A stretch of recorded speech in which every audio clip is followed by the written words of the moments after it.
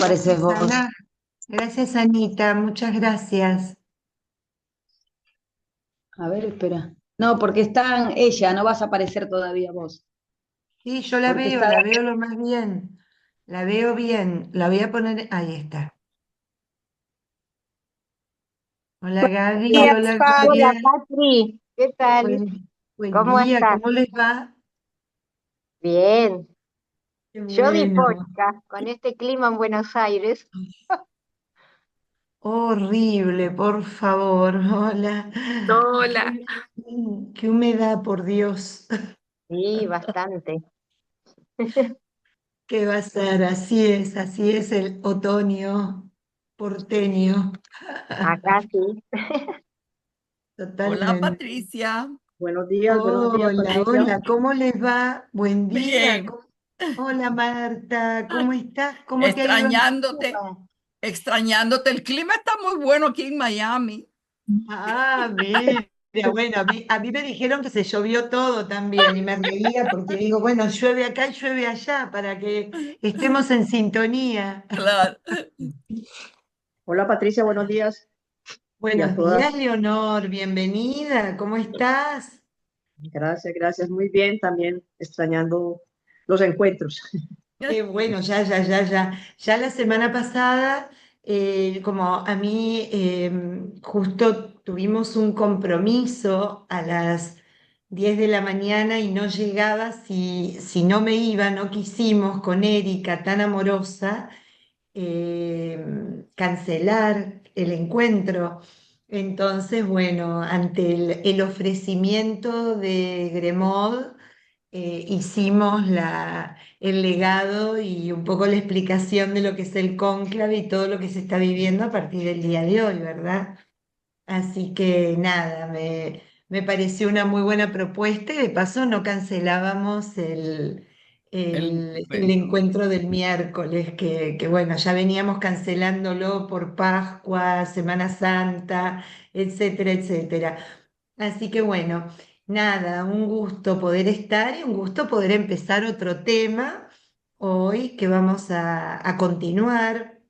Estuvimos transitando por lo que es el Evangelio según San Juan, ya que estamos paraditos en lo que es la obra de la comunidad juánica y habíamos concluido antes de entrar en lo que era la última parte de la cuaresma, mejor dicho, antes de entrar a la Semana Santa, concluimos con el pan de vida, con el capítulo 6 que como ustedes sabrán, se está leyendo en estos días durante la semana. Hoy justamente creo que es la culminación del capítulo 6, así que nos va acompañando la palabra del día, ¿no? Con esto que estamos viendo del Evangelio según San Juan. Y hoy vamos a empezar el capítulo 7 del Evangelio según San Juan, que es precioso y además tiene dos elementos que ustedes recordarán muchísimo, porque tanto el 7 como el 8 el Señor ante una fiesta que hoy vamos a entender de qué se trata, que es la fiesta de las primicias o la fiesta de Sukkot, el Señor se va a declarar, yo soy la luz del mundo, porque bueno, lo central en esa fiesta judía, que era de peregrinación hacia el Templo de Jerusalén, eran dos elementos centrales, la luz y el agua. Entonces el Señor se va a declarar como la fuente de agua viva y como la luz del mundo. Y en el capítulo 8 vamos a encontrar ese episodio que todos recordamos con muchísima claridad y que lo estuvimos viendo durante la cuaresma, que es el encuentro con esa mujer declarada en adulterio y que fue llevada al templo para ser apedreada, ¿no? Tenemos esas dos grandes, esos dos grandes momentos donde nos encontramos tanto en el capítulo 7 como en el capítulo 8 que comenzamos a partir del día de hoy como una unidad, ya que lo vamos a ver como aquello que se va desarrollando durante la fiesta de Sukkot. durante la fiesta esta de peregrinación de las primicias en Jerusalén. Así que bueno, vamos a empezar ya porque creo que, bueno, nos faltan 2 minutos, siempre damos 2 minutos para que se sumen. Hoy es un día especial porque muchas de las que siempre están eh, acompañándonos están de retiro toda la semana, así que vamos a unirnos por 2 grandes causas, una más grande que la otra. Hoy comenzó el cónclave, así que vamos a unirnos en oración para que el Espíritu Santo nos ayude perdón, Shive también se exprese, que anda por acá, así que les pido disculpas con el ladrido. Este, mm, una es el cónclave, la iglesia en, en sesión más que extraordinaria, uniéndose al Espíritu Santo y moviéndose por él, eligiendo al buen pastor que va a conducir el rebaño de Cristo en los próximos años, ¿no? Así que no podemos otra cosa más que, que que unirnos y ponernos en oración nosotros también. Aguárdenme un segundito, por favor. Un minuto. Aide, estoy en clase. ¿Qué pasa, querida? Sí, por supuesto, Aide, por supuesto.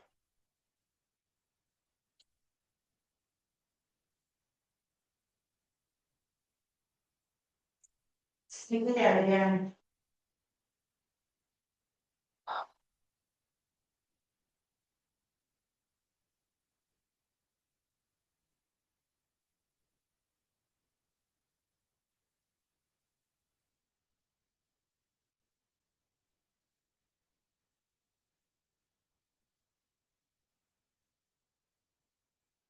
Pido perdón, tocaban el timbre con insistencia y era alguien que quería entrar a mi casa y no contestaba el portero eléctrico. Disculpen, por favor, esta desprolijidad. Bueno, así que nos ponemos todos en presencia y ya comenzamos con esta intención en nuestro corazón, pidiéndole, como decíamos recién, al Espíritu Santo que nos ayude, que ayude a la iglesia y a su vez pidiéndole también esa predisposición de corazón para todos los cardenales, ¿no? Que tengan los oídos bien abiertos, especialmente los oídos del corazón, para poder recibir esa fuerza y esa claridad y esa luz a la cual vamos a hacer referencia hoy constantemente para ser iluminados y poder elegir lo mejor para la iglesia en los tiempos que vendrán. Así que les propongo que nos pongamos todos en presencia del Señor, en el nombre del Padre, del Hijo y del Espíritu Santo. Amén. Aclame al Señor toda la tierra, canten la gloria de su nombre, tribútenle una alabanza gloriosa, digan al Señor, qué admirables son tus obras. Toda la tierra se postra ante ti y canta en tu honor, en honor de tu nombre.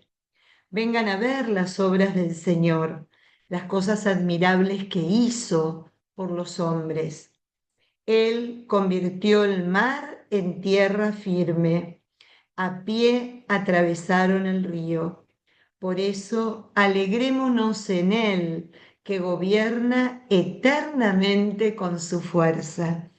Gloria al Padre, al Hijo y al Espíritu Santo, como era en un principio, es ahora y siempre, y por los siglos de los siglos. Amén.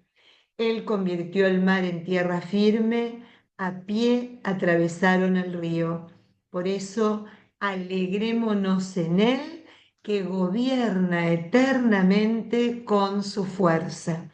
Que ese sea nuestro sentir en este tiempo, que realmente nos demos cuenta que el que gobierna, el que lleva adelante la barca, el que está siempre al frente de su cuerpo místico es el Señor, es Jesús, es este Cristo, cabeza de este cuerpo maravilloso que es la Iglesia. Así que con este sentir y con este deseo, comencemos este encuentro que, bueno, es providencial, que justo se trate de su casa, de la luz y del agua viva, que son los signos de la fiesta de Sukkot. Así que bueno, les invito a que si tienen el Evangelio a mano, abran el capítulo 7 del Evangelio de Juan, que por allí comenzaremos. Evangelio de Juan, capítulo 7. Bien, muy bien. Vamos a compartir, les voy a compartir, vamos a leerlo ahora, pero de paso les comparto ahí está. A ver si logramos, porque no me deja.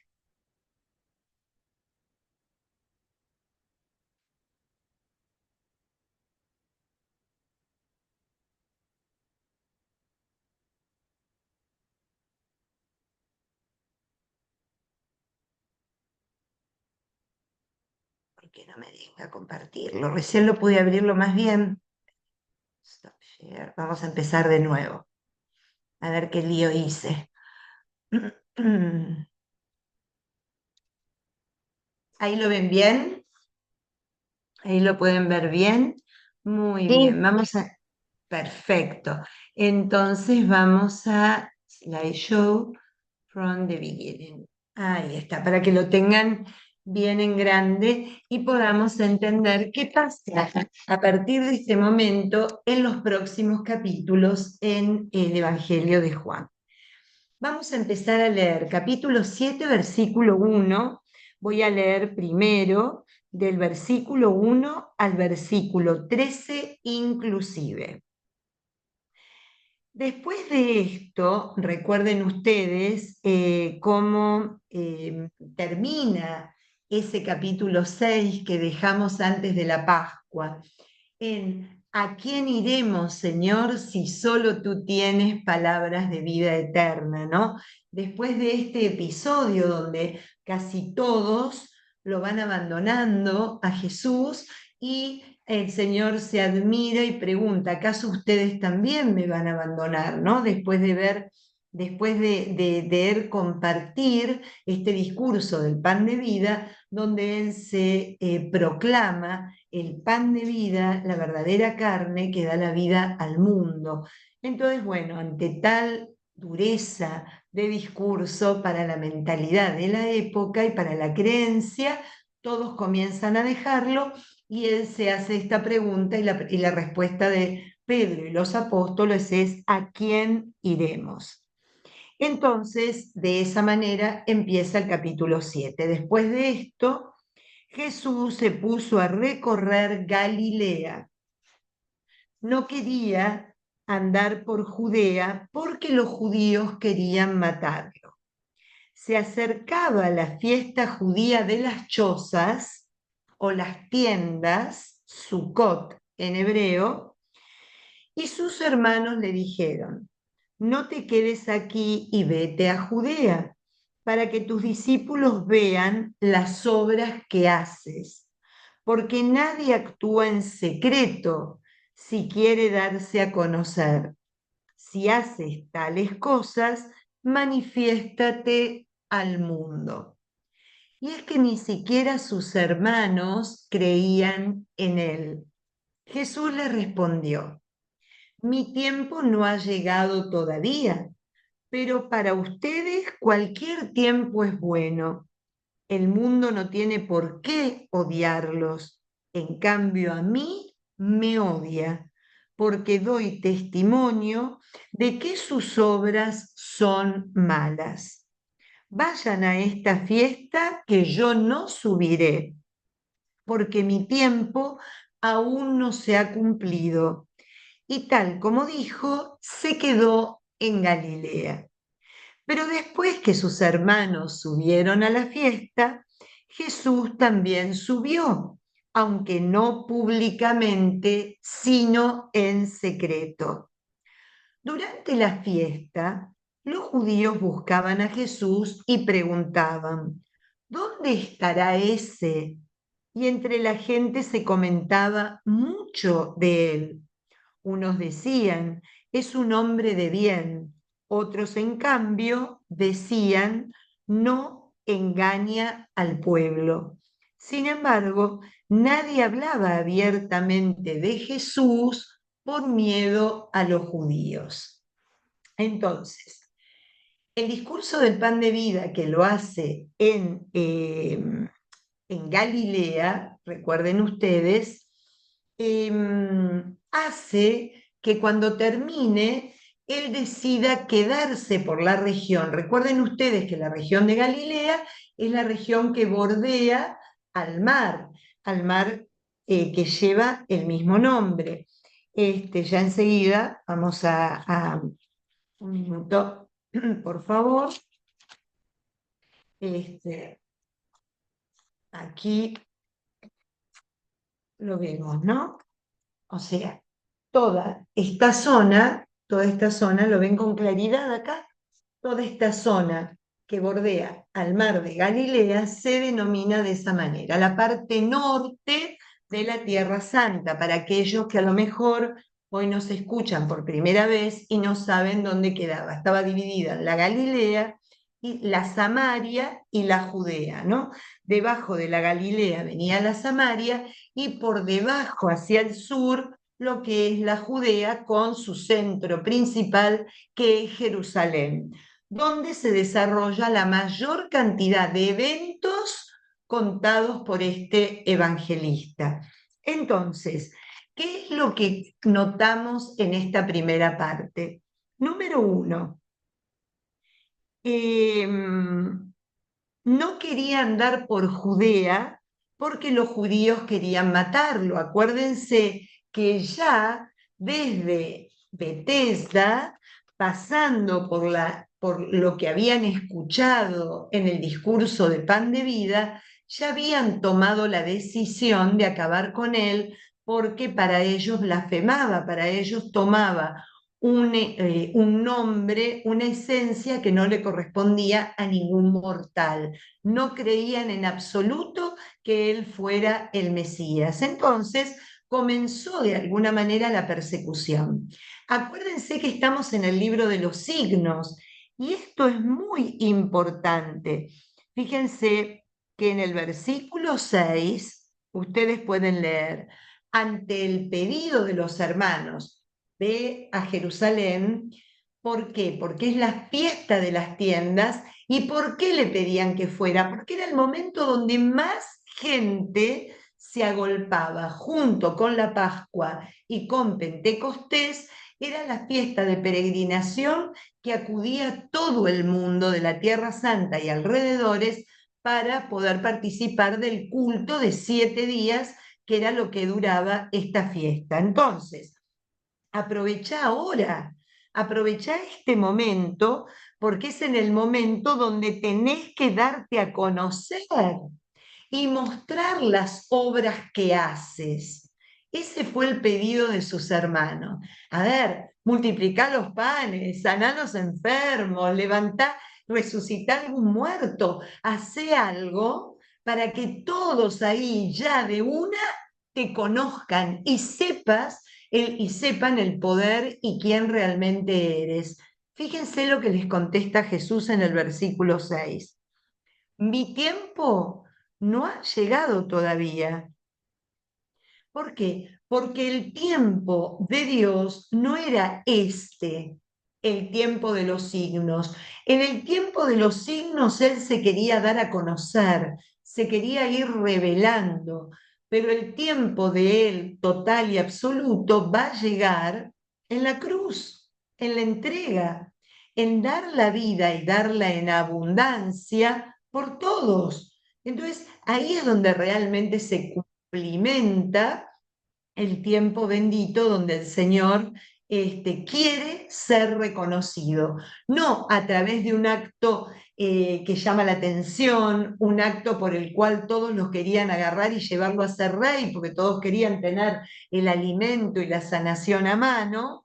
No, es la redención, que es un punto mucho más importante y profundo que trabajar, por así decir, en las cosas materiales, en el cuerpo o en aquello que pueda ser necesario para la vida del hombre terrenal.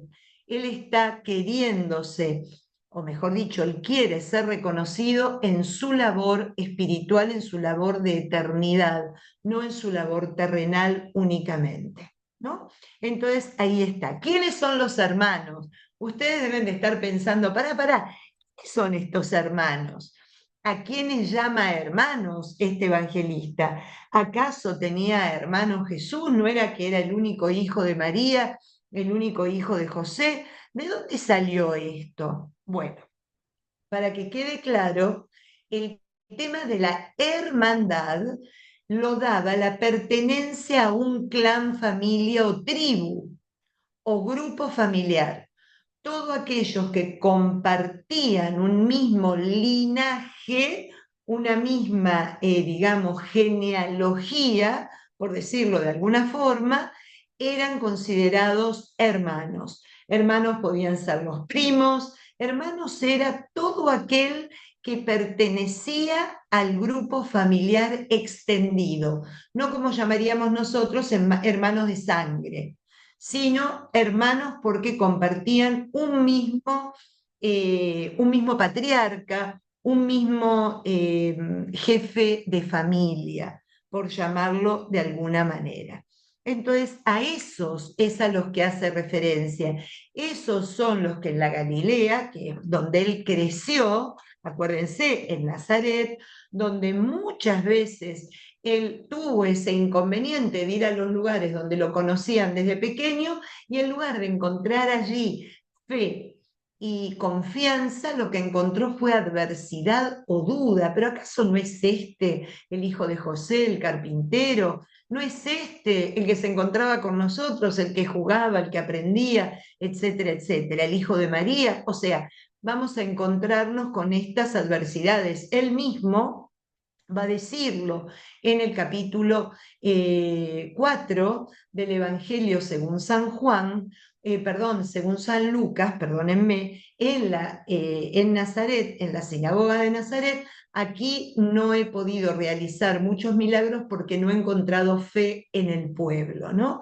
O sea, nadie es profeta en su tierra, como va a surgir de ese encuentro y en esa oportunidad. Y bueno, allí es donde estaba, y por eso responden de esta manera, ¿no? Decía así, es que ni siquiera sus hermanos creían en él, ni siquiera los más cercanos podían creer de quién era Jesús y realmente el sentido que tenía su vida, ¿no? De a qué había venido a este mundo y cuál era la misión que Dios le había encomendado. Así que bueno, ellos se van a Galilea, se van a Jerusalén debido a que Sucot es una fiesta de peregrinación, y él dice, no lo hizo públicamente, sino que llegó a Jerusalén en secreto, pero fue. Lo que quiere mostrar y hacer hincapié siempre la comunidad juánica es que Jesús era auténticamente un judío, observante de la ley, observante de todo aquello que daba sentido a la vida de fe cotidiana en un calendario anual. Participaba como cualquier judío de todas las fiestas y de todo aquello que se le proponía a través del rito y la liturgia, ¿no?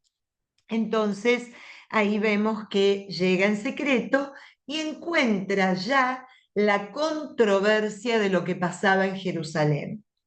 Los judíos lo perseguían, unos hablaban bien y otros, en cambio, estaban completamente opuestos a su persona y a cómo predicaba. Así que vamos a empezar entonces el capítulo 14 perdón, el versículo 14. Pero antes, si me permiten, ¿qué es la fiesta de las tiendas? Para que ustedes entiendan. Esto no es un dibujito cualquiera, esto es lo que se hace aún hasta el día de hoy, donde se hace en cualquier lugar que esté al aire libre, un balcón en un departamento, un patio interior, muchas veces se hace en un lugar público pidiéndose permiso y se levanta como una especie de cabaña de madera, muy humilde, muy, muy humilde, y arriba se colocan o estas hierbas, como vemos, palmas que cubren como fuera una choza hecha de resguardo en cualquier lugar a la intemperie, o simplemente cañas, porque una de las particularidades de esta fiesta es que se debe de poder ver el cielo, no es algo cerrado herméticamente, sino que tiene el signo, la significación de lo que significa estar bajo una protección a la intemperie. ¿Por qué? Porque conmemora muchas cosas la fiesta de las tiendas. Primero, vamos a ir un minuto acá. ¿Dónde se celebra o cuándo se celebra? Se celebra en el inicio del otoño, pero del otoño del hemisferio norte, no del otoño del hemisferio sur. O sea, nosotros estamos en otoño, pero ahora acabamos de pasar la Pascua. Esta es una fiesta que se celebra entre septiembre y octubre, semanas después de la fiesta de Yom Kippur. Digamos que con Sukkot termina el tiempo de las altas fiestas para el judaísmo, que comienza con el Año Nuevo, sigue con el Día del Perdón y concluye con la fiesta de Sukkot, que va a dar como final la fiesta de la Torá en la Simchat Torá, que es la gran fiesta que pone el broche de oro, ¿no? Pero para que ustedes se puedan ubicar en tiempo calendario. Recuerden algo, si ustedes no vieron los primeros capítulos de esta serie de la comunidad juánica, ustedes tienen que entender que el Evangelio de Juan explica el calendario hebreo y le da un sentido de profundidad y de nuevo significado a través de la persona de Cristo.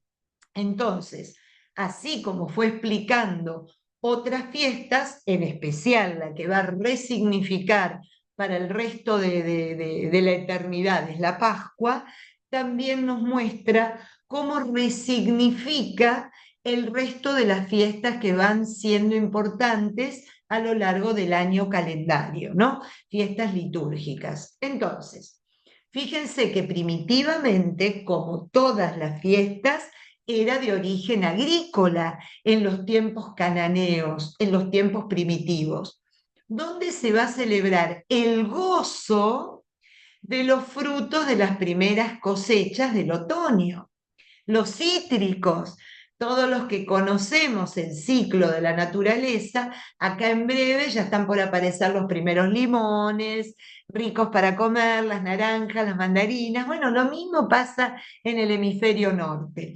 Entonces, por eso el limón o el cítrico es uno de los frutos que debe de estar presente en la mesa de la celebración de esta fiesta, ¿no? Entonces, se celebra con gozo, es una fiesta de mucha alegría, de mucha acción de gracia. Fíjense, ¿qué era la cabaña o la sucá? Era el lugar donde moraban los que levantaban las primeras cosechas. En lugar de volver a su casa, se hacían unas cabañas portátiles, por decirle, sumamente desprovistas para poder pernoctar en el lugar de la cosecha y no perder tiempo. Y al otro día ya estar listos para seguir levantándola. Fíjense qué simbolismo más bonito, ¿no? Con posterioridad a que se terminara la celebración desde el punto de vista agrícola, se quiso simbolizar una vez pasado el éxodo, una vez pasada la liberación del pueblo de Israel de la esclavitud de Egipto, pasó a simbolizar los 40 años en el desierto antes de entrar a la tierra prometida, donde el pueblo vivía a la intemperie prácticamente, en casillas, en tiendas, en algo absolutamente humilde y sencillo para ir atravesando el día a día de esos 40 años, ¿no? Así que bueno, para que ustedes vayan entendiendo cómo fue evolucionando. En los tiempos del Nuevo Testamento fue cambiando también, o sea, en los tiempos ya de Jesús, en el primer siglo de la era cristiana, ya tenía una característica esencialmente escatológica y mesiánica. ¿Qué significaba? Que esa semana había una preparación espiritual para estar muy preparados para el final de los tiempos y la venida y llegada del Mesías. Por eso le piden que se manifieste los hermanos, porque como tenía esa connotación, tenés que ir a mostrar todo lo que sos capaz de hacer. Así se dan cuenta que el Mesías ya está entre nosotros. Pero un Mesías diferente, un Mesías histórico, un Mesías que iba a querer sacarse de encima, de alguna manera, la opresión de Roma sobre el pueblo de Israel. ¿Dónde se celebraba la fiesta? En el templo. El templo de Jerusalén era el centro y, como les decía hace un ratito, es una fiesta de peregrinación. ¿Cuáles eran los dos elementos esenciales que daban signos presentes y claros en esta fiesta? El agua y la luz. El agua y la luz, que vamos a verlos justamente a lo largo de este tramo del Evangelio, del capítulo 7 al capítulo 10. Así que vamos a ver esto también, así ya no volvemos acá y podemos seguir leyendo nuestro Evangelio sin interrupción por el PowerPoint. Durante esta fiesta, diariamente, presten atención a esto, diariamente los sacerdotes y los levitas iban al pozo de Siloé, que va a aparecer en este tramo, en el capítulo justamente 9, con la sanación del ciego de nacimiento. Por eso les digo que presten atención. Y llevaban el agua que sacaban del pozo de Siloé, que significa el enviado, aquel que es enviado por Dios, llevaban ese agua hasta el templo a través de la puerta, que justamente se denomina la Puerta del Agua, una de las 12 puertas que rodeaban a la ciudad santa. Y la subían al templo para derramarla sobre el altar de los sacrificios. Así que todos los días esta agua, que simbolizaba la fuente del enviado, daba el agua que era libada, o sea, que se libaba, que se derramaba sobre el altar del templo de Jerusalén. Entonces ahí es donde vamos a entender que, como va a comenzar en el versículo 14, en la mitad de la fiesta, ya había pasado prácticamente la mitad de la semana, cuando Jesús sube al templo para enseñar. Y lo vamos a ver enseñando con autoridad, como lo hacían los rabinos, sentado y con claridad, ¿no? Y es ahí donde justamente va a seguir profundizando las dudas de quienes lo escuchaban. Algunos van a adherir a él sin lugar a duda y sin absoluta resistencia, pero otros se van a preguntar: ¿quién será, como venimos escuchándolo desde hace un tiempo, si este ni siquiera estudió con ningún maestro famoso? No es ni discípulo de Gamaliel, no es discípulo de Gilel, no es discípulo de Shammai. ¿Con quién estudió para hablar con semejante autoridad? Así que vamos a ver entonces cómo vamos a dejar acá y después lo volvemos a tomar el PowerPoint para seguir disfrutando del Evangelio. Pero me parecía muy importante que ustedes tengan una noción clara de qué era lo que se estaba celebrando y cuáles eran las características de esta celebración para el pueblo judío. Así que les invito a continuar con la lectura en el versículo 14. Hacia la mitad de la fiesta, Jesús entró en el templo y se puso a enseñar. Los judíos admirados decían: ¿cómo conoce las Escrituras sin haber estudiado? Jesús les respondió: mi enseñanza no es mía, sino de aquel que me envió. El que quiera hacer su voluntad conocerá si mi enseñanza es de Dios o si hablo por cuenta propia. El que habla por cuenta propia busca su propia gloria, pero el que busca la gloria del que lo envió, ese dice la verdad y no hay falsedad en él. ¿Acaso no fue Moisés quien les dio la ley? Y ninguno de ustedes la cumple. ¿Por qué quieren matarme? La multitud le contestó: estás endemoniado. ¿Quién quiere matarte? Jesús le respondió: por una sola obra que realicé, todos están admirados. Moisés les dio la circuncisión, aunque no viene de Moisés, sino de los patriarcas, y ustedes circuncidan, aunque sea en día sábado. Si ustedes, por no violar la ley de Moisés, circuncidan a un hombre en día sábado, ¿por qué se enojan conmigo porque en sábado he sanado a toda la persona? No juzguen por apariencias, juzguen con rectitud. Vamos a dejarlo acá porque tenemos mucho material. La primera parte ya quedó más que esclarecida, ¿no? En medio de dónde y en medio de qué tiempo, en qué espacio el templo, lugar sagrado, en qué tiempo, también en un tiempo sagrado de conmemoración, de celebración, de acción de gracias, ¿no? Y de espera. Fíjense que el tiempo de Sukkot se había convertido desde un hecho de acción de gracias por las primeras cosechas de los cítricos a un tiempo de adviento, si se quiere, de espera de aquel que va a venir, de aquel que realmente se va a convertir en luz y en fuente de vida para todo el pueblo de Israel, ¿no? Pero no en el sentido que Jesús viene a proponerles. Y acá la clave. Fíjense lo que les dice. Primero, lo que decíamos recién, la duda. ¿Quién es este que no enseñó con nadie, verdad? Y Jesús, ¿qué les dice? Mi enseñanza no es mía, sino de aquel que me envió.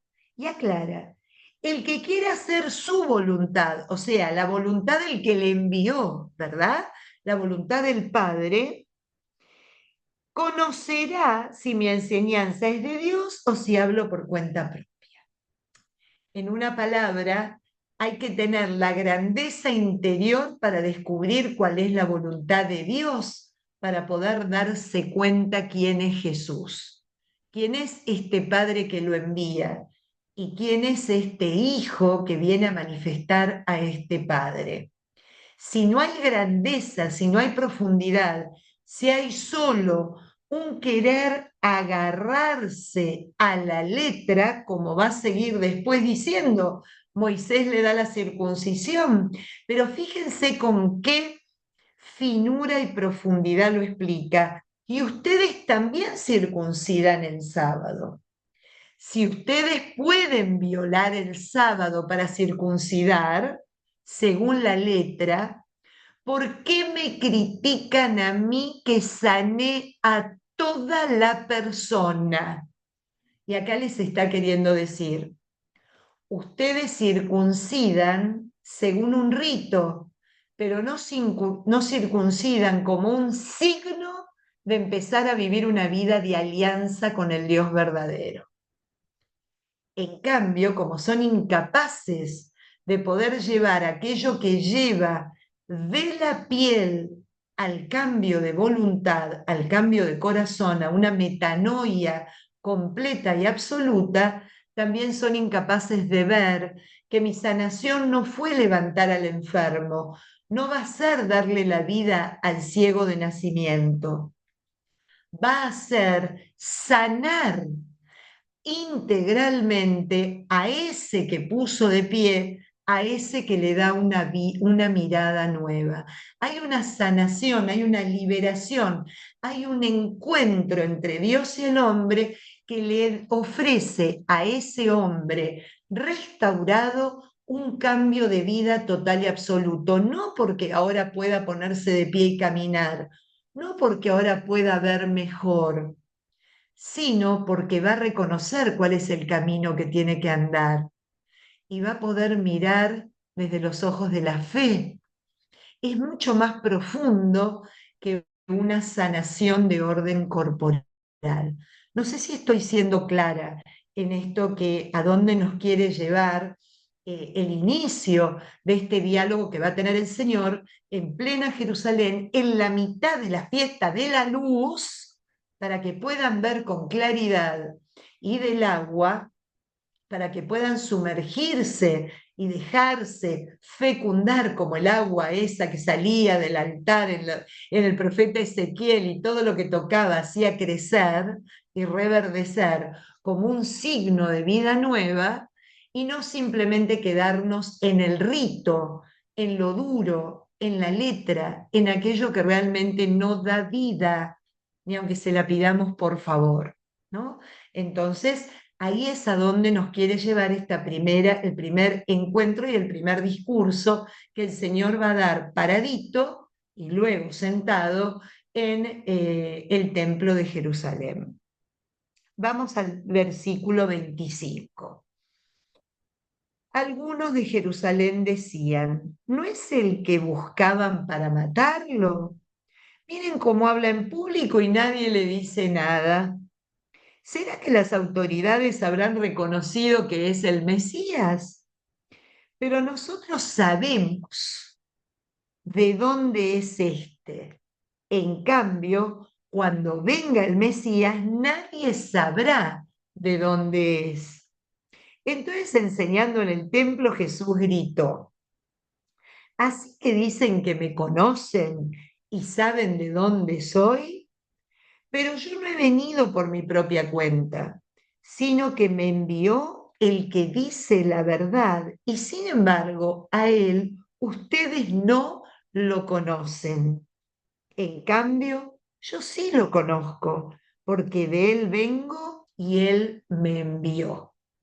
Fíjense qué manera de utilizar estos verbos que se repiten tanto en el Evangelio de Juan: el creer y el conocer y el saber.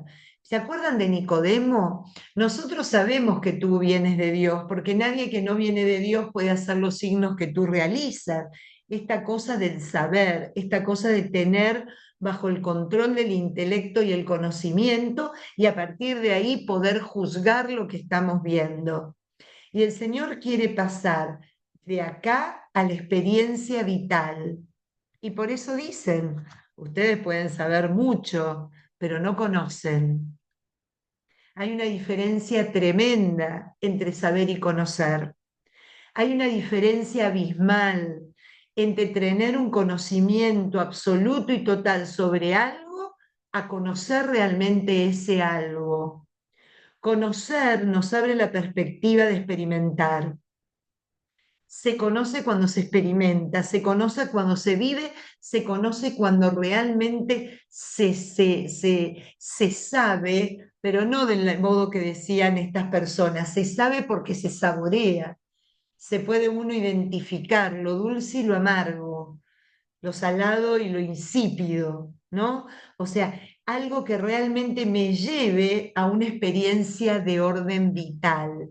Y por eso el Señor les va iluminando en esta fiesta de la luz. Ojo, no se confundan, saben, pero no conocen. Saben, pero no conocen de lo que están hablando, porque no lo experimentan, porque nunca tuvieron esa experiencia. A uno le puede parecer un reproche, a uno le puede parecer una tirada de orejas, pero en realidad es una iluminación, es un querer que se despierten. Vale la pena que conozcan el Padre, que conozcan al Dios verdadero, para poder después sí darse cuenta desde dónde hablar de Él y cómo poder transmitirlo. Ahí va a estar el cambio, ¿no? Y es así un poco lo que nos dice a nosotros también, porque nosotros que sabemos de Él, que ya sabemos el catecismo de memoria, que sabemos y conocemos el Evangelio de memoria también, por lo que dijo, por lo que hizo, cómo terminó, que resucitó, que subió, que vino el Espíritu Santo, etcétera, etcétera, etcétera. Puede ser que también nos hayamos perdido el capítulo donde nos toca conocer, experimentar a aquel que lo envió, aquel que le mandó realizar la misión que realizó y entrar a tocar, ¿no? Con nuestra propia existencia, con nuestra propia vida, la redención que nos trajo a cada uno, de dónde nos sacó, la vida nueva que nos regaló y que nos regala cotidianamente, ¿no? Esta vida eterna. Entonces, es lindísimo el versículo 29 con lo que terminé. En cambio, yo sí lo conozco, porque de él vengo y él me envió. Qué lindo poder tener esa experiencia de Dios en nuestra vida, decir, yo lo conozco porque de Él vengo, soy su creación, somos realmente la niña de sus ojos, ¿no? Somos esa criatura que ama profundamente y que nada ni nadie, como dice San Pablo, nos puede separar de ese amor, ¿no?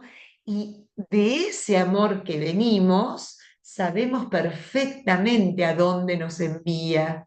Nos envía a hablar de Él, a dar testimonio de lo que es vivir de esa manera. ¿Para qué? Para que nuestra vida termine con Él. De Él venimos y hacia Él vamos. Es precioso este último versículo como fundamento e intención de nuestra vida toda, ¿no?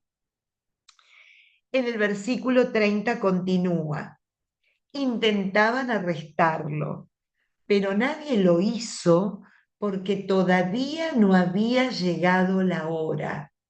Esa hora que se va a manifestar en la segunda parte de este evangelio, ¿no? De entre la multitud muchos creyeron en él y decían, cuando venga el Mesías, ¿hará más signos que lo que éste ha hecho? Los fariseos se enteraron de que la gente hacía estos comentarios acerca de él y enviaron guardias para arrestarlo. Entonces Jesús les dijo, todavía estaré con ustedes un poco de tiempo y luego iré al que me envió. Me buscarán, pero no me encontrarán, porque allí donde yo esté, ustedes no pueden venir. Los judíos comentaban entre sí, ¿a dónde irá para que no podamos encontrarlo? ¿Acaso irá donde están los judíos dispersos entre los griegos para enseñarle a los griegos? ¿Qué significa eso que ha dicho, me buscarán pero no me encontrarán? Y allí donde yo esté, ustedes no pueden venir, ¿no? Fíjense qué contrapartida. Los que saben todo, los que tienen pleno conocimiento de todo, no pueden entender de qué está hablando el Señor. Esto que vemos desde los primeros capítulos, desde la boda de Caná, el que estaba encargado de la boda, no tenía idea de cómo había aparecido este vino nuevo, ¿no?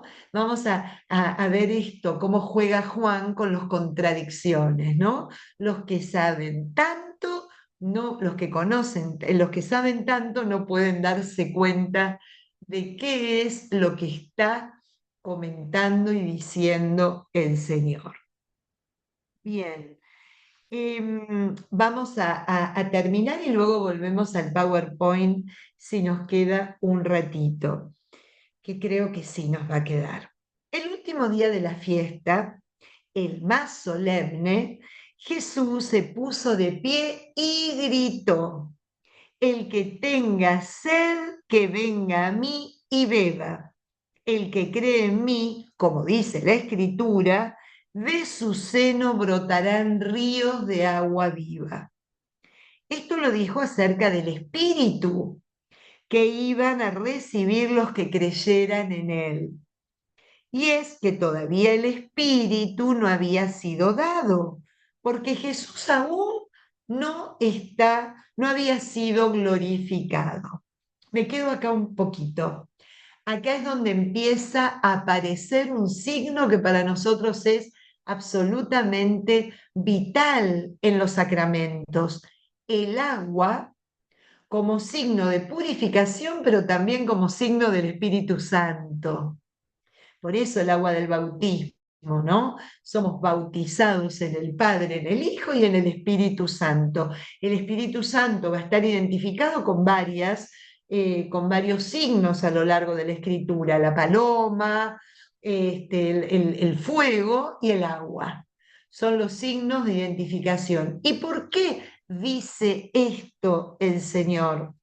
O esta narrativa, ¿por qué primero habla con fuerza sobre esta parte del libro de los Proverbios? Porque el Espíritu Santo iba a ser enviado por el Mesías cuando el Mesías volviera, cuando el Mesías viniera y estuviera en medio nuestro. Y eso es según la profecía de Joel en el capítulo 2 y 3 de su libro. El profeta Joel habla de esto: el Mesías nos dará el Espíritu que nos dejará entender la profecía y todo lo dicho con anticipación. Entonces, esto, y de esto habla Juan, es de un tema también profundamente judío. El Espíritu Santo, el Ruach Kodesh en hebreo, no había venido porque todavía el Mesías no había sido glorificado y Jesús no había sido glorificado. Por eso habla en futuro, ¿no? Fíjense, esto lo dijo acerca del Espíritu que iban a recibir los que creyeran en él, con posterioridad, que es como prepara en los últimos capítulos Jesús a todos aquellos para que estén abiertos a recibir el Espíritu Santo, que va a ser maestro, que va a terminar de enseñar, que va a terminar de explicar lo que él vino a manifestar, ¿no? Entonces, fíjense qué bonito cómo lo que nos dice el capítulo 7 de Juan es explicar el judaísmo mismo, es explicar la creencia misma, es poner sobre concreto aquello que estaba anunciado a lo largo de los tiempos por los profetas de Israel. Algunos de entre la gente al oír estas palabras decían: este es verdaderamente el profeta. Otros decían: este es el Mesías. Pero otros respondían: ¿acaso de Galilea va a venir el Mesías? ¿No dice la Escritura que el Mesías va a venir de la familia de David y de Belén, su mismo pueblo? El pueblo de David, ¿no? Está hablando de eso. Se produjo una división entre la gente a causa de él. Algunos querían arrestarlo, pero nadie se atrevió a hacerlo. Cuando los guardias volvieron donde los sumos sacerdotes y los fariseos, estos les preguntaron: ¿por qué no lo trajeron? Ellos respondieron: jamás un hombre ha hablado como lo hace este. Los fariseos le replicaron: ¿también ustedes se han dejado engañar? ¿Acaso alguna autoridad o algún fariseo ha creído en él? Lo que pasa es que esta gente que no conoce la ley está maldita. Nicodemo, uno de ellos, el que antes había visitado a Jesús, les dijo: ¿es que nuestra ley condena a un hombre sin haberlo escuchado primero y sin saber lo que ha hecho? Ellos le contestaron: ¿acaso tú también eres de Galilea? Investiga y verás que ningún profeta ha salido de Galilea. ¿no? Y ahí termina. Fíjense cómo Juan nos muestra cómo se manejan en lo sensorial, cómo se manejan en lo que ven y no en lo profundo, porque acuérdense por qué el Señor estaba en Galilea, porque después de haber ido a Egipto, cuando a la muerte de Herodes, volvieron y se radicaron en Nazaret, ¿no? Con la Sagrada Familia, su padre José y María. Y ahí se creció, se hizo adulto y fue aprendiendo el oficio de su padre. Pero en realidad Jesús nació en Judea, en Belén, en el lugar de donde era José, que era de la tribu de Judá, justamente cumplimentando todos aquellos signos según la palabra de Dios por donde tenía que proceder y de donde tenía que venir el rey cuyo reino no tendría fin. Así que muestra cómo muchas veces el conocimiento, o mejor dicho, el conocimiento literal de algo o también superficial por lo que vemos, por lo que sabemos de oídas, por lo que nos cuentan, no es suficiente para llegar a la verdad, ¿no? Eh, Viendo y terminando con este capítulo 7, nos queda claro algo, ¿no? Estos días se leía la historia de Esteban, y fíjense cómo Esteban no da cuenta de sí mismo tampoco en los Hechos de los Apóstoles, en el capítulo 7, en ese discurso hermoso que da explicando esto que estamos haciendo hoy a la mañana, ¿no? De dónde procedía el Señor, cumpliendo qué profecía, todo lo que se había dicho él en el Antiguo Testamento y se anunciaba de él en él. Cómo Esteban le hubiese convenido dar razón de sí mismo. Sin embargo, da razón de aquel por el cual Esteban fue llamado a dar testimonio y dio la vida por ello, dio la vida por la verdad. Un poco, fíjense cómo este testimonio de Esteban que leíamos esta semana, también nos lleva a entender a dónde quiere apuntar Jesús. Él no da razón de sí mismo, y aunque lo diera, sería validísimo porque Él viene a manifestar al Padre. Sin embargo, viene a cumplir la voluntad plena y absoluta de aquel que lo envió para que todos puedan dar crédito y estar seguros que lo que Él dice es la verdad y el camino que manifiesta es el único para poder llegar a tener la vida eterna, como lo va a manifestar ahora en breve en el próximo capítulo, ¿no? Así que bueno, vamos a ir un minutito al PowerPoint para terminar este capítulo 7.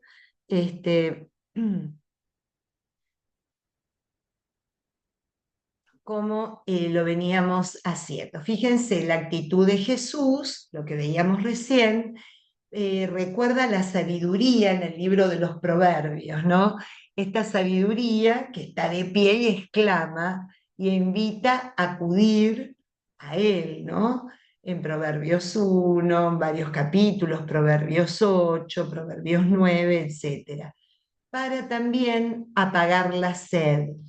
Es una sabiduría y un consuelo de Dios que se da a través del agua necesaria que apaga la sed del conocimiento del hombre. Todos estamos deseando conocer a Dios, tener esa experiencia de Dios. Y es una sed que nos consume. Y este es el agua, esta es justamente el signo que Jesús viene a ofrecer para terminar con esa sed y poder de alguna manera hacer que lo conozcamos, ¿no? Que en Él encontremos la fuente y el verdadero pozo de donde ir a beber. Fíjense, déjenme ver algo. Vamos a ver esto para que nos quede completo este tema. Fíjense, de sus entrañas brotarán ríos de agua viva, ¿no? Es la profecía. Y fíjense cómo eso está constantemente previsto ya en el Antiguo Testamento. Del que más habla, si ustedes van a Ezequiel en el capítulo 47, vemos ese brotar el agua desde el altar del templo, ¿no? Recuerden que en este Evangelio, desde el inicio, ya se sabe quién es el templo, quién es el altar y quién es la víctima, que es el mismo Jesús, ¿no? Y bueno, ¿de dónde va a proceder esta agua anunciada por los profetas? De las entrañas de Jesús vivo. Él va a convertirse en esa fuente inagotable. Brotarán ríos de agua viva, ¿no? Qué lindo, el evangelista habla del corazón de Jesús y de sus creyentes. Fíjense que el evangelio mismo va a terminar después de la crucifixión, haciendo que de su corazón, en este evangelio, brote agua y sangre, ¿no? Estos signos que van a estar presentes a lo largo de la iglesia, a lo largo de los tiempos de la iglesia. Y bueno, les puse esto último que mi amigo Monseñor Jorge escribió, La sed del agua y la fe, en uno de los libros que publicó acá en Argentina. Quien anda en el desierto necesita el agua imperiosamente, sin dilaciones que puedan desilusionarlo e impedirle continuar la búsqueda. No necesita que le expliquemos la fórmula química del H2O, ni que le demos una clase de los posibles estados del agua, gaseoso, líquido o sólido. Necesita calmar la sed. ¿A qué va? Que tanta discusión intelectual no nos lleva nunca al encuentro con el verdadero Dios. Tanta discusión desde la sabiduría humana nunca nos va a permitir tener una experiencia rotunda y vital. Más que explicarlo, hay que darlo.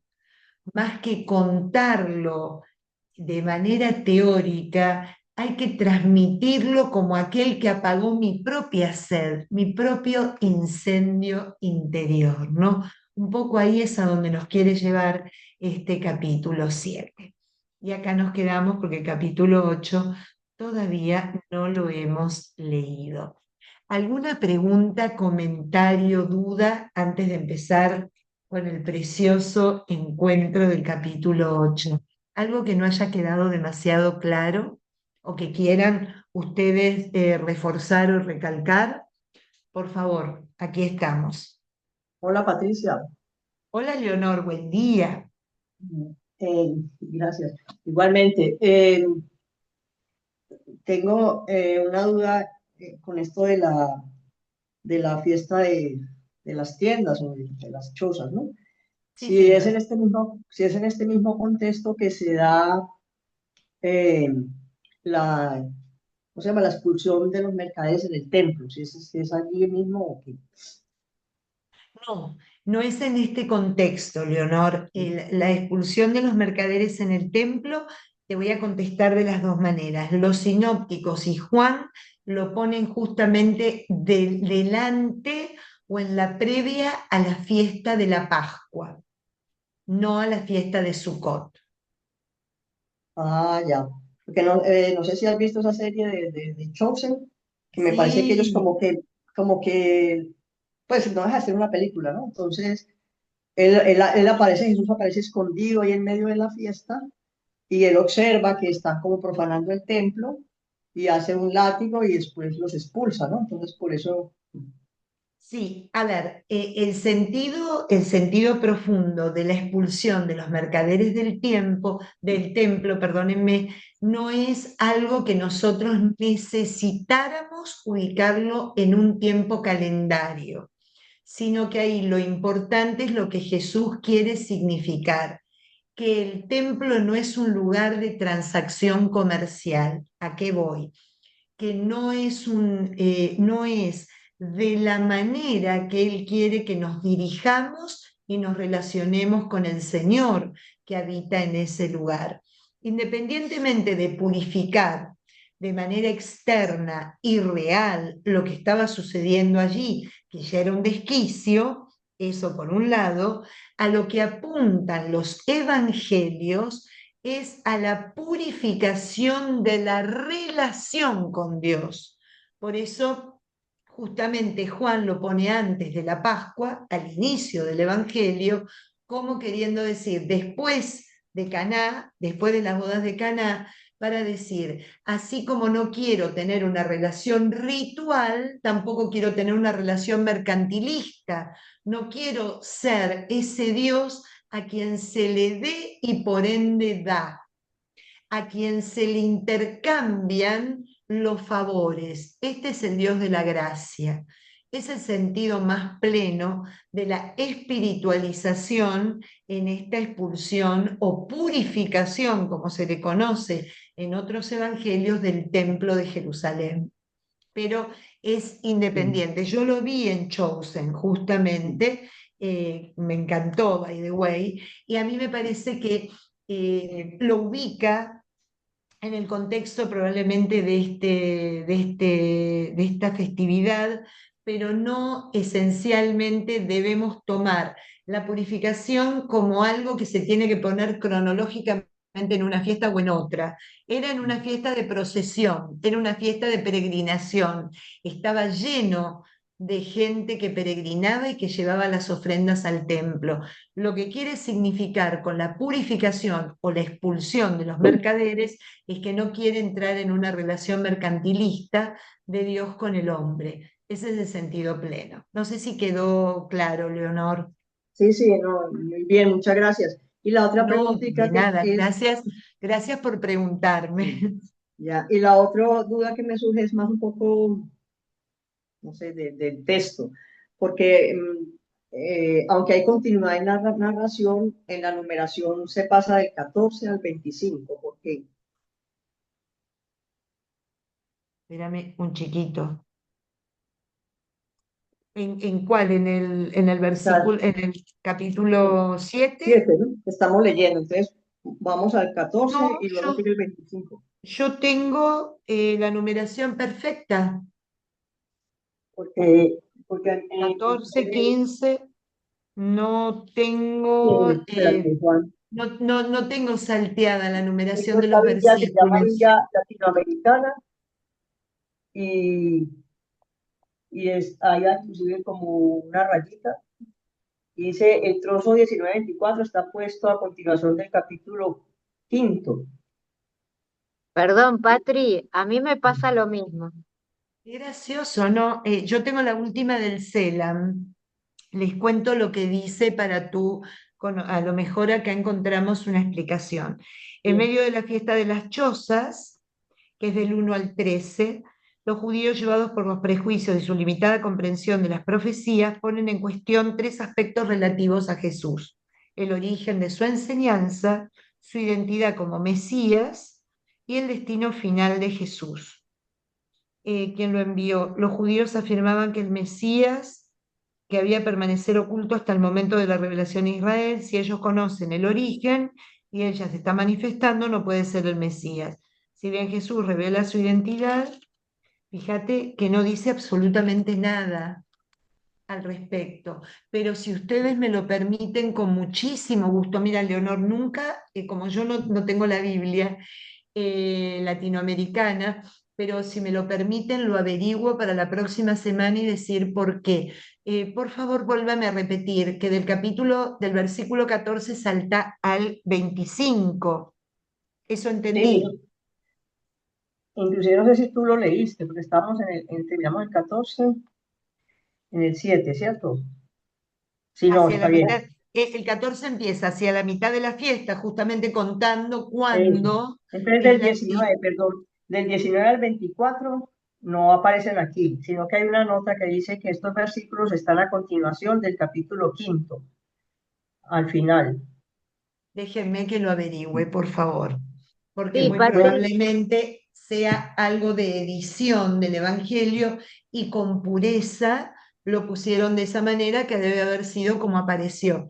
Pero porque eso sí, en otros aspectos yo sé que están incorporados incluso capítulos enteros en lugares donde en el origen no, no, ¿cómo se llama?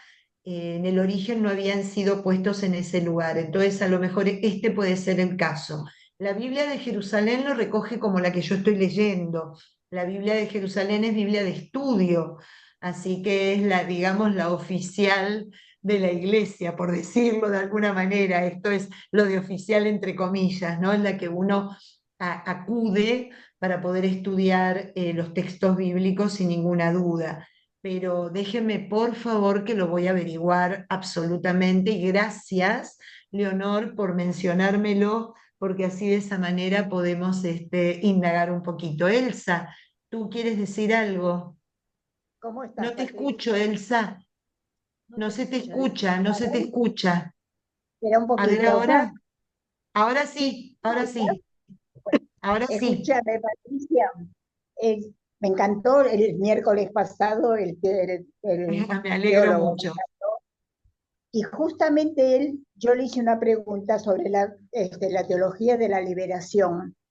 Vos leíste recién algo de la Biblia latinoamericana, recién la nombraste. Vos estabas leyendo de la Biblia Las latinoamericana. chicas tienen la Biblia latinoamericana, sí. Bueno, Tanto la Leonor Biblia, como Gaby.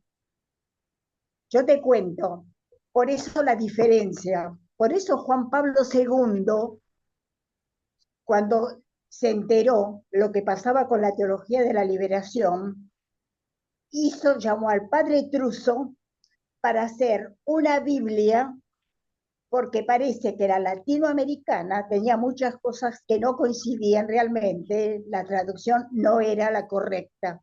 Entonces puede Te cuento ser una cosa, te cuento una cosa. Eso fue una edición de la Biblia latinoamericana, una sola edición. Después, con posterioridad, se hizo ¿cómo se llama? Se hizo la edición que correspondía. O sea, fue una edición. Había una edición de la Biblia que había sido observada y luego fue cambiada y puesta en el contexto que correspondía a la palabra de Dios. Pero es y yo me verdad, acuerdo que una que el edición Papa, de la década del 70.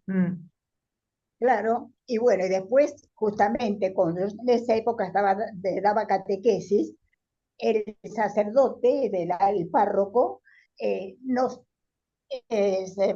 trajo las Biblias que había hecho hacer el padre con el padre Truso y dábamos las clases con la Biblia que había hecho hacer Juan Pablo II. Por eso, viste, una cosa me olvidé de preguntarle yo al ¿Sabés qué? teólogo, No, cuando no, yo le sí, pregunté, Lo único no, que me una cosa, gustaría no salir del tema de hoy. En tal caso, después me lo preguntás, ah, el tema de hoy, porque si no nos vamos por las ramas.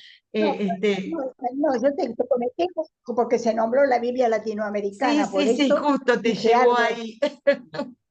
Te llevó ahí. No te No, no, olvides no, lo que no me voy a. querés preguntar, pero lo vemos después para no irnos de tema, para poder Bueno, quedarnos en esto que vimos hoy en el capítulo 7. Pero no te olvides, Elsa, que al final lo vemos, la pregunta esa que te quedó pendiente de Gremot. Hay que ver si yo te la puedo contestar, pero si no te lo bueno, averiguo. bueno, muy Este, bien, gracias, gracias, Patricia. Exactamente, la Biblia de Navarra puede llamar de los tabernáculos, de las tiendas, de las cabañas, son las distintas formas que se le dio a esta fiesta, los distintos nombres que tiene la fiesta de Sukkot, ¿no? Tabernáculos, es exactamente el mismo sentido.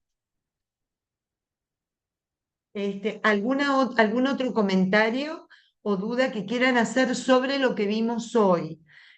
Para poder redondear el tema, no irnos un poquito Patri, Sí, Fefe. que con lo último que explicabas de lo de conocer y saber, y esto también lo del agua, se me vino la encíclica, la última del Papa Francisco, de Dilexis Nos, que lo explica también en uno de los capítulos, habla de esto, bueno, del corazón, bueno, es hermosa, la verdad, muy profunda, bueno, para estudiar recién, o sea, le da una leidita, pero para profundizarla y la relacioné porque habla de, bueno, de este conocer y del corazón, también habla de la inteligencia artificial, cómo no va a poder reemplazar eso nuestro.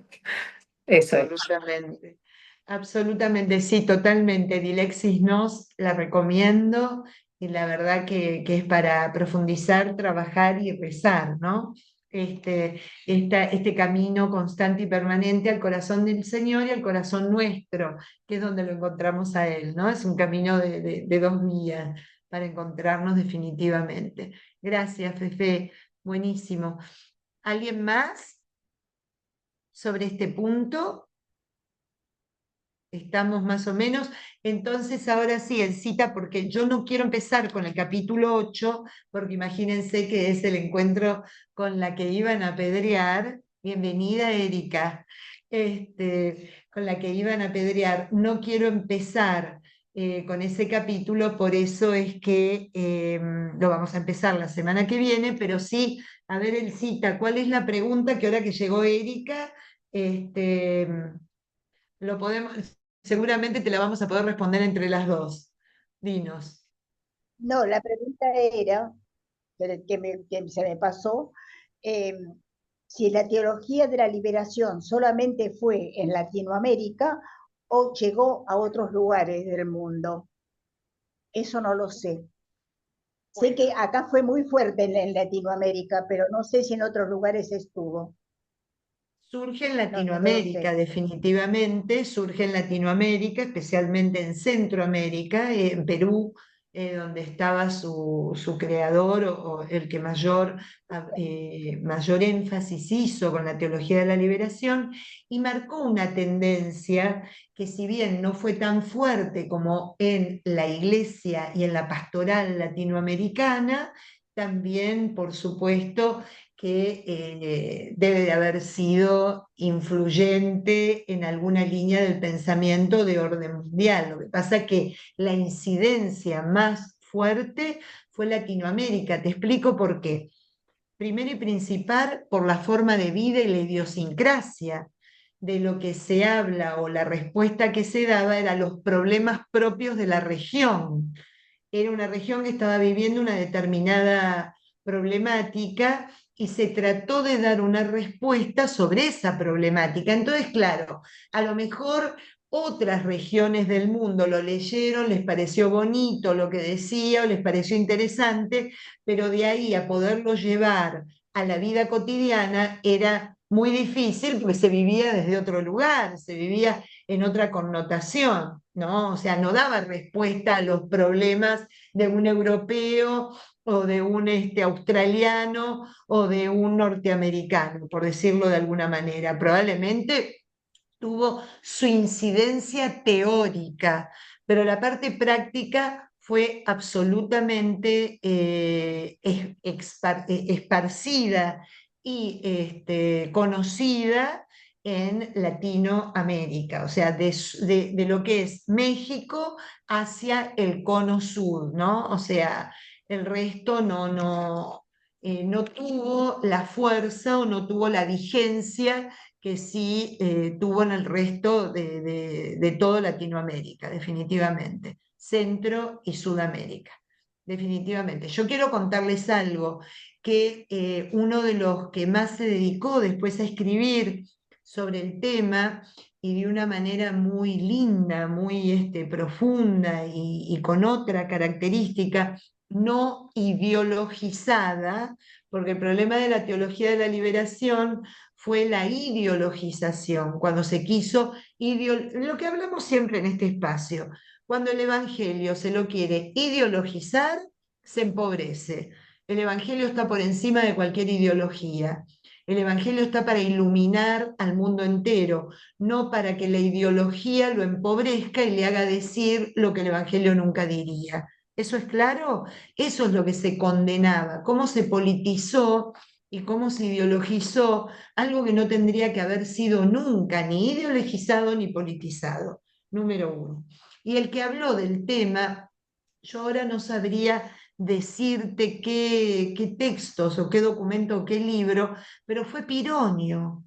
Pironio, el cardenal Pironio, tiene bastante escrito sobre el tema y es precioso lo que escribió Pironio, ¿no? Un cardenal argentino que bueno, fue mano derecha del Papa Juan Pablo II, bueno, ya desde Pablo VI que vivía allí en el Vaticano, ¿no? Y que justamente fue llevado al Vaticano a riesgo de su vida, ¿no? Fue trasladado allá porque tenía amenazada su vida acá en la Argentina. Entonces fue llamado a servir en distintos dicasterios.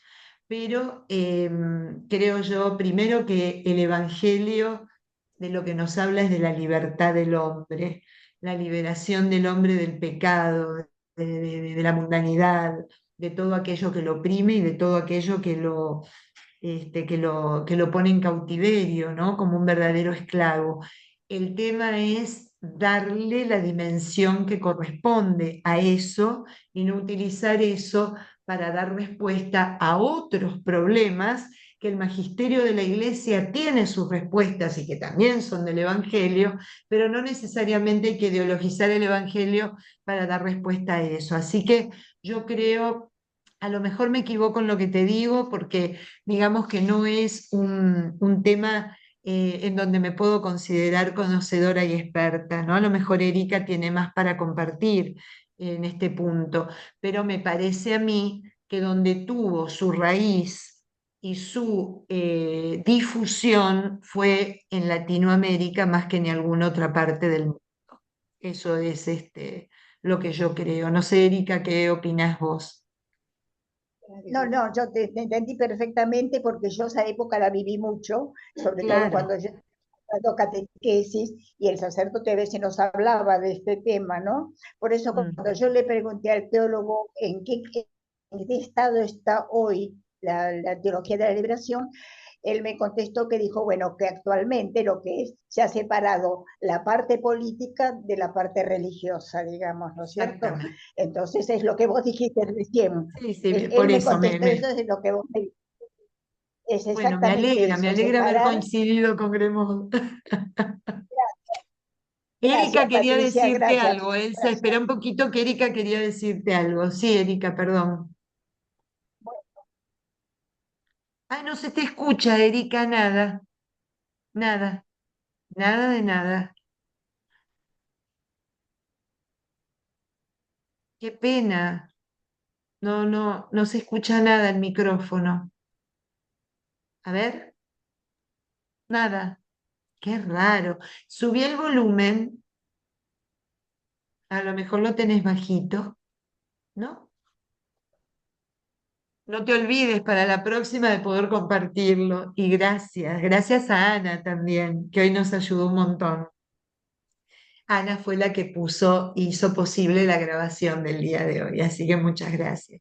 Gracias, Encita, y gracias a todos. Bueno, seguimos la semana que viene. La semana que viene vamos a empezarlo con esta mujer a punto de ser apedreada. Ya tenemos en claro la luz y el agua, ¿no? En los dos signos en la fiesta de Sukkot, y va a seguir apareciendo a lo largo del capítulo 8, del capítulo 9 y un poquitito en el capítulo 10.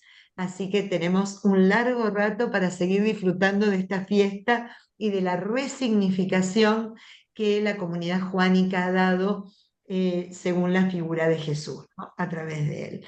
Así que bueno, muchas gracias. Les mando un beso gigante a todos y a cada uno. Un beso Gracias, grande. gracias, Patricia. Feliz Cariños. día. Gracias a ustedes, Gracias. León. Gracias, gracias. Muy, muy, muy contenta de haber estado acá. Qué linda. Gracias por todo. Gracias. Un beso. Un beso a Bueno, chao, todas. chao.